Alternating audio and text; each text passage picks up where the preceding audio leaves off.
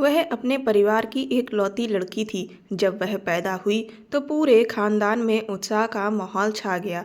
अब तक उनके घर में सारे लड़के ही थे, कोई भी लड़की नहीं थी और वह अपने खानदान की पहली लड़की थी। उसका नाम उसकी दादी ने प्रीति रखा था। जैसे ही वह होशियार हुई, सब लोग उसके पास आकर उसकी शादी की बातें करते थे। उसे भी उनकी बातें बहुत अच्छी लगती थीं। जो भी आता उसके लिए गुड़िया गुड्डे लेकर आता और वह भी उत्सुकता में आकर उनकी शादियां करवाया करती थी। उसकी दादी हर गुड़िया का नाम प्रीति रखती और खुशी खुशी उसकी गुड़िया गुड्डा की शादी में झूम झूम कर नाचती। इस तरह के हंसी खुशी के माहौल में उसे वक्त का पता ही नहीं चला कि वह कब पंख लगाकर उड़ गया और वह जवानी की दहलीज पर आ गई। जवान होते होते पूरे परिवार में चर्चे होने लगे कि अब प्रीति की शादी बड़े ही धूमधाम से करी जाएगी। उसका बचपन से बड़ा अरमान था कि उसकी शादी गांव में ही हो, क्योंकि शहर की जिंदगी से वह बोर हो गई थी। असल में उसके घर में कोई लड़की तो थी नहीं और स्कूल कॉलेज में भी उसकी कोई सहेली दोस्त नहीं बनी, क्योंकि उसे लड़कियों से दोस्ती करने की आदत ही नहीं रही थी। क्योंकि उसके बचपन में कोई भी लड़की उसके आसपास नहीं थी, सारे उसके कजन लड़के ही थे और वह घर में पड़ी अकेले अकेले बोर होने लगती थी। शहर की आओ हवा तो आप सबको पता ही है। शहर बिल्डिंग का एक जंगल है और वह कहानी भी बहुत पढ़ती थी। तो उसका जहाँ ऐसा बन गया कि वह चाहती थी कि उसकी शादी गांव में हो जाए, ताकि गांव की खुली हवा में रहकर वह अपनी ज़िंदगी को एंजॉय कर सके। और हाँ, एक और उसका सपना था कि उसकी कोई ना कोई नंद ऐसी भी हो जिसकी शादी ना हुई हो, ताकि वह शादी के बाद कम से कम एक दोस्त बना सके। उसे अपनी शादी के इतने अरमान थे। वह हमेशा सोचती थी कि वह अपने पति के साथ यहाँ जाएगी, वहाँ जाएगी, यह करेगी, वह करेगी और बहुत सारे तो ऐसे अरमान थे जो वह बता भी नहीं सकती। धीरे धीरे उसकी शादी की बात चली और एक बहुत ही अच्छा रिश्ता उनकी नज़र में आ गया। उसकी दादी ने जाकर देखभाल की, उसके भाइयों और पिता ने उस रिश्ते की पूछताछ की। सब कुछ समझ में आने के बाद उसकी शादी के बंधन में बंधने का टाइम आ गया और जैसा उसका अरमान था उसकी शादी गांव में हो, वह पूरा हो गया। और आखिरकार वह दिन भी आ गया जब वह दुल्हन बनकर शहर से गांव की तरफ आ गई। शादी के कुछ दिन तो बहुत अच्छे गुजरे। हर दिन एक नया उत्साह उसके अंदर रहता। रोज लगता कि आज कुछ नया करने को मिलेगा, कहीं नई जगह घूमने को मिलेगा, कुछ नया खाने को मिलेगा। और इसी तरह महीने 2 महीने पता ही नहीं चला।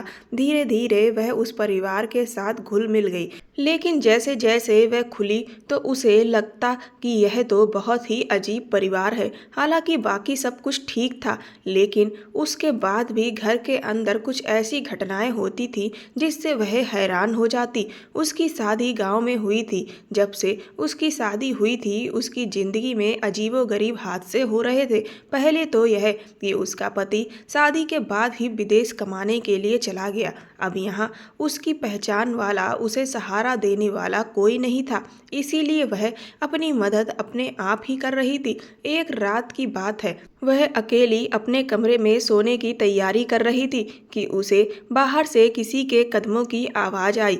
आवाज़ इतनी तेज थी कि उसके दिल में एक डर सा बैठ गया। उसके बाद उसे बिल्कुल भी नींद नहीं आ रही थी। उसका दिल जोर जोर से धड़क रहा था। सुबह तक उसे नींद नहीं आई। बाद में ना जाने कब उसकी आंख लग गई। अभी उसे सोए हुए 1 घंटा ही हुआ था कि उसकी सासू माँ ने उसका दरवाज़ा खटखटाया। बहू क्या अभी तक सो रही हो?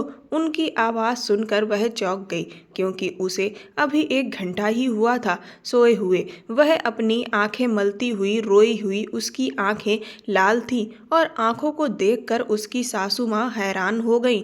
क्या हुआ बेटी, सब ठीक तो है? उसने सारी बात बताई कि रात को किसी के कदमों की आवाज़ सुनकर वह डर गई थी। तो उसकी सास बोली, बेटी यह घर इतना बड़ा है कि अच्छा भला इंसान भी डर जाए।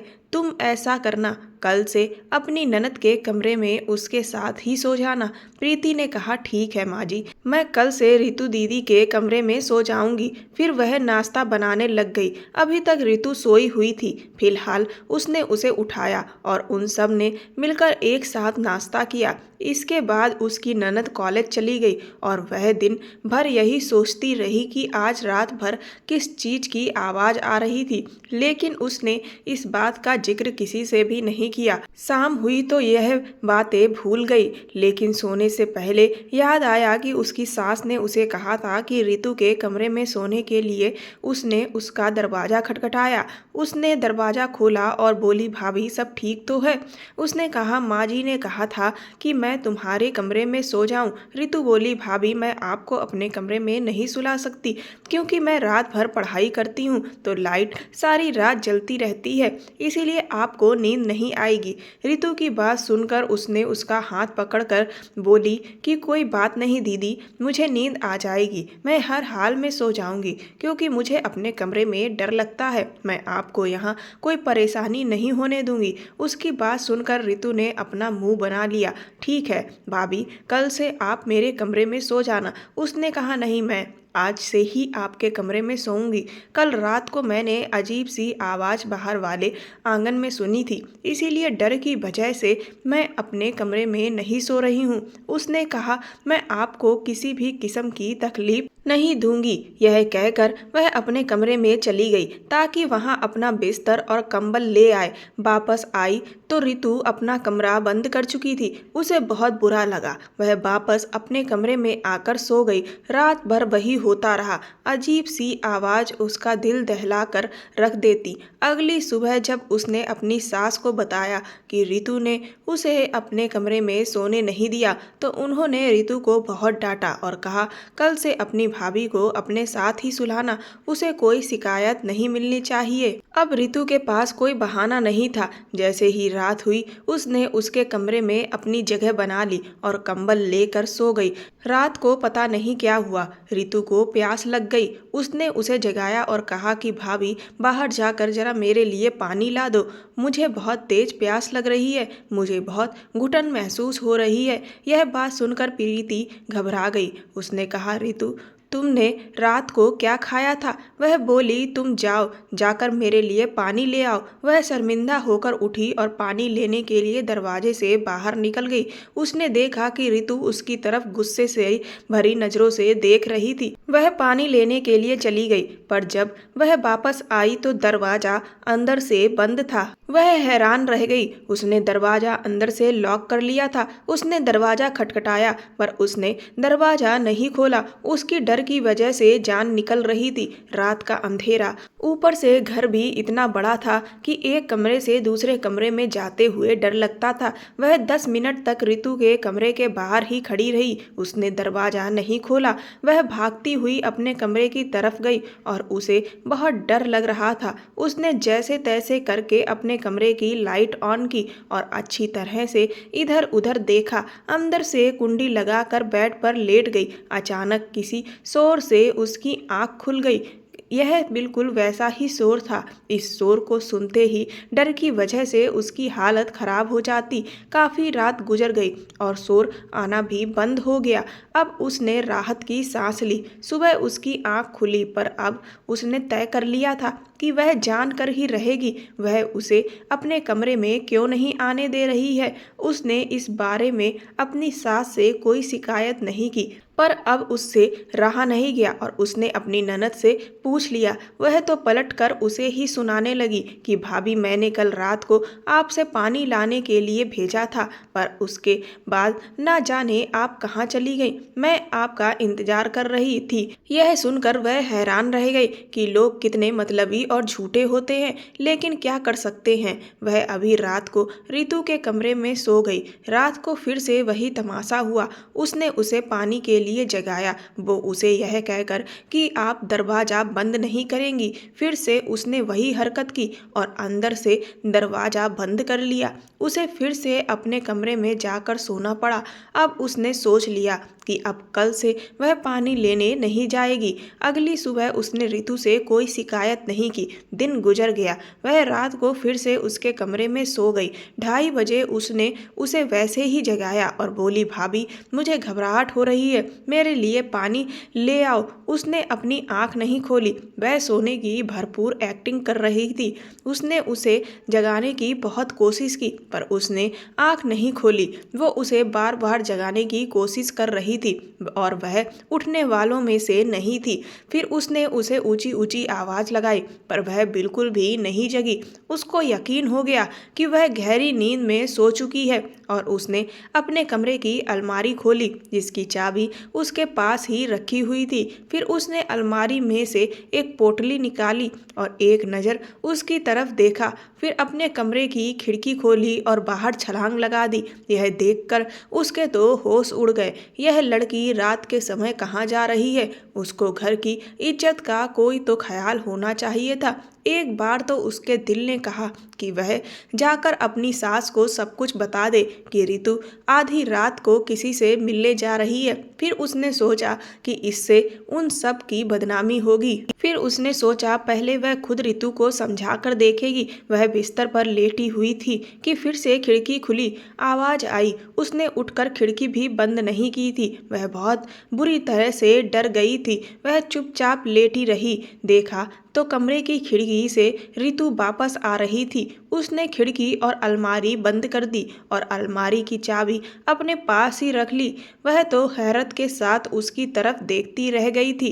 लेकिन यह तो बहुत बहादुर निकली। अब उसे समझ आया कि रितु उसे पानी के बहाने कमरे से बाहर क्यों भेजती थी। उसे एक ऐसा आइडिया आया और अगले दिन उसने रितु के कमरे में सोने से पहले सोचा उसे सख्ती से पानी के लिए रात को मना कर देंगे और कह देंगे कि मुझे मत जगाया करो, मेरी नींद खराब होती है। इसीलिए वह आज पहले ही जग में पानी भरकर लेकर आई और टेबल पर रख दिया। अब उसके पास कोई बहाना नहीं था कि वह उसे रात को जगाए। वह बिस्तर से उठी और अलमारी में झांकने लगी।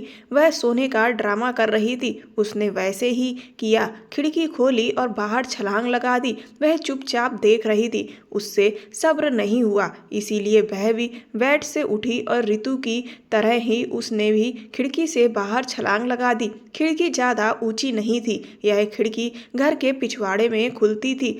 रितु तेज रफ्तार से चल रही थी। वह भी उसके पीछे पीछे चल रही थी और उसे बहुत डर लग रहा था।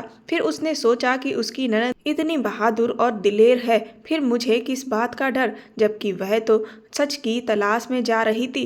थोड़ी देर के बाद रितु ने पीछे मुड़कर देखा। उसकी नज़र उस पर नहीं पड़ी। यह एक पुराना खंडर था, शायद कोई कब्रिस्तान था और रितु वहां अंदर चली गई और जाकर न जाने क्यों वह जमीन पर बैठ गई, मिट्टी खोदने लग गई। उसे ऐसा करते देख वह तो उल्टे पैर वापस मुड़ के घर आ गई। फिर उसने सोचा रितु को कैसे काबू में किया जाए और फिर बैठे बैठे उसके दिमाग में एक और आइडिया आया। वो रितु से सारी हकीकत जानना चाहती थी। घर के बाकी सारे दरवाजे बंद होते थे, इसीलिए रितु के आने जाने का रास्ता वह खिड़की ही थी। उसने उस खिड़की को अंदर से बंद कर दिया और खुद उसके पास बैठ गई। वो रितु के आने का इंतजार कर रही थी। तकरीबन 1 घंटे के बाद रितु के आने की आहट हुई। वह चौकन्नी होकर बैठ गई। रितु ने धीरे से खिड़की खोलने की कोशिश की पर खिड़की तो अंदर से बंद थी। फिर उसने उसको अंदर से कहा, रितु मुझे तेरी हकीकत का अंदाजा हो गया है, पर जब तक मुझे पूरी बात नहीं बता देगी मैं खिड़की नहीं खोलूंगी और तुम सुबह तक घर से बाहर ही रहोगी। घर वाले तुम्हारे बारे में क्या सोचेंगे इस बात का अंदाजा तुम खुद ही लगा लो। उसकी बातों को सुनकर रितु गुस्से में आ गई। अरे भाभी, तुम पागल तो नहीं हो गई हो? जल्दी खिड़की खोलो और मुझे अंदर आने दो। जल्दी करो, अब खोल भी दो। रितु की जल्दबाजी बता रही थी कि वह भी डर गई है। उसने साफ मना कर दिया कि जब तक तुम मुझे सच नहीं बताती मैं खिड़की नहीं खोलूंगी। फिर यह बोली, भाभी एक बार खिड़की खोल दो, मैं अंदर आकर आपको सारी बात बताती हूँ। फिर उसने खिड़की खोल दी। कहा कि सारी बात सच सच बताना, जब रितु अंदर दाखिल हुई तो उसे गुस्से में देखने लगी और उससे बोली कि भाभी, मेरे ऊपर शक करोगी? मुझे अपने परिवार की इज्जत प्यारी है, मैं कोई गलत काम करने नहीं गई थी। यह कहते हुए रितु अलमारी की तरफ बढ़ी। जो पोटली उसके हाथ में थी वह देखने के लिए प्रीति ने उसके हाथों से वह पोटली छीन ली और कहा, पहले मुझे यह सारी बात बताओ, नहीं तो मैं सासू माँ को सब सच सच बता दूंगी। उसके धमकी देने से तो वह बहुत बुरी तरह से डर गई। अच्छा बैठो भाभी, मैं आपको सारी बात बताती हूँ। यह कहानी उस वक्त शुरू हुई जब रितु का मेडिकल कॉलेज में पहला दिन था। वहाँ कुछ लड़कों ने उसे तंग करने की कोशिश की तो वो बहुत डर गई थी। बस यही मासूमियत जमींदार के बेटे को पसंद आ गई। वह उसके पीछे पड़ गया। उसने उससे जान छुड़ाने की बहुत कोशिश की पर वह नहीं माना। एक दिन उसने उससे रिक्वेस्ट की कि मेरा पीछा छोड़ दो, मुझे अपने घर की इज्जत का बहुत ख्याल है। पर वह कहने लगा, छोड़ दूंगा, लेकिन इससे पहले मेरे साथ एक मुलाकात करनी होगी ताकि वह उससे अपनी मोहब्बत का इजहार कर सके। अगर मैं अच्छा नहीं लगा तो मुझे मना कर देना, फिर मैं दोबारा कभी परेशान नहीं करूंगा। उसने उसकी बात मान ली और उसने जहां बुलाया वो वहां चली गई। वह काफी बढ़िया होटल था। 100 से 200 लोग रोज बैठे रहते थे, इसीलिए डरने वाली कोई बात नहीं थी। वो बेफिक्र होकर चली गई। उसने दूसरी मंजिल पर बुलाया क्योंकि पहले फ्लोर पर बहुत ज्यादा भीड़ थी। जब रितु ऊपर गई तो देखा पूरा हॉल खाली पड़ा था। उसे डर सा महसूस हुआ। उसने कहा, कहाँ ले आए? यहाँ तो कोई भी नहीं है, सारा हॉल बुक करवा लिया है क्या? उसने हाँ में सिर हिला दिया और शैतानी भरी मुस्कुराहट उसके चेहरे पर आ गई। वह आगे बढ़ा और रितु के साथ बदतमीजी करने लग गया तो उसने उसके मुंह पर थप्पड़ मार दिया। वह उसे अपनी तरफ खींचने लगा कि अचानक एक लड़का वहाँ फरिश्ता बनकर आया। उसने उसे जमींदार के बेटे से बचाया। जमींदार के लड़के की नीयत का पता चलने पर रितु की आंखों में आंसू आ गए। उसने उसके साथ इतनी घटिया हरकत की। उसके बाद फिर वो घर आ गई। 3-4 दिन बाद उसे पता चला कि वह दूसरा लड़का भी उसके कॉलेज का ही है। उसको जमींदार के लड़कों की हरकतों का पता था, इसीलिए उसने उनका पीछा किया था। उसका नाम विजय था। उसने उससे मिलकर उसका धन्यवाद किया। रितु को विजय की एक बात बहुत पसंद आई कि वह बाकी लड़कों की तरह नहीं था। उसकी खबर जमींदार के बेटे विकास को हुई। वह बहुत ताकतवर लड़का था। उसने विजय को नुकसान पहुंचाना शुरू कर दिया। रितु का बस चलता तो वो विकास की जान ले लेती।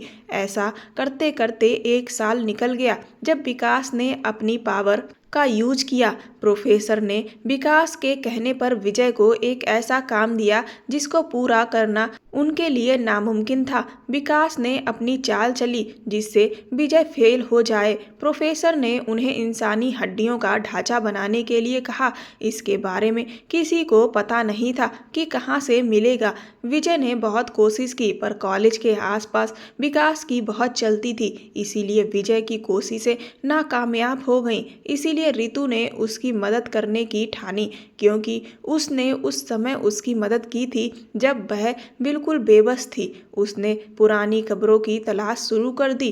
किसी ने बताया कि कब्रिस्तान में इंसानी हड्डियां मिल जाती हैं, इसीलिए वह दिन में तो यह काम नहीं कर सकती थी। इसीलिए दिन को वो जगह देख आती थी और रात को वहां जाती थी। आज कुछ आखिरी चीजें रह गई थीं जो उसे पूरी करनी थी। अभी सारा कुछ पूरा हो गया है। उसने खुशी के साथ प्रीति को अपनी पोटली खोल कर दिखाई तो वह हैरान रह गई। वह दोनों अपने बिस्तर पर लेट गईं और प्रीति ने कहा कि वो ये बात किसी को नहीं बताएगी और अपनी ननद की पढ़ाई पूरी होने के बाद उसने अपनी कोशिशों से उसकी शादी विजय से करवा दी क्योंकि जो लोग सच्ची मोहब्बत करते हैं उनके रास्ते में नहीं आना चाहिए। उसकी इस कोशिश में उसके पति ने उसका पूरा साथ दिया। उन्होंने मिलकर दोनों की शादी करवा दी। विजय और रितु दोनों अपनी जिंदगी में बहुत खुश हैं। दोस्तों, हर राज के पीछे जरूरी नहीं कि कुछ गलत ही हो, कुछ अच्छा भी हो सकता है।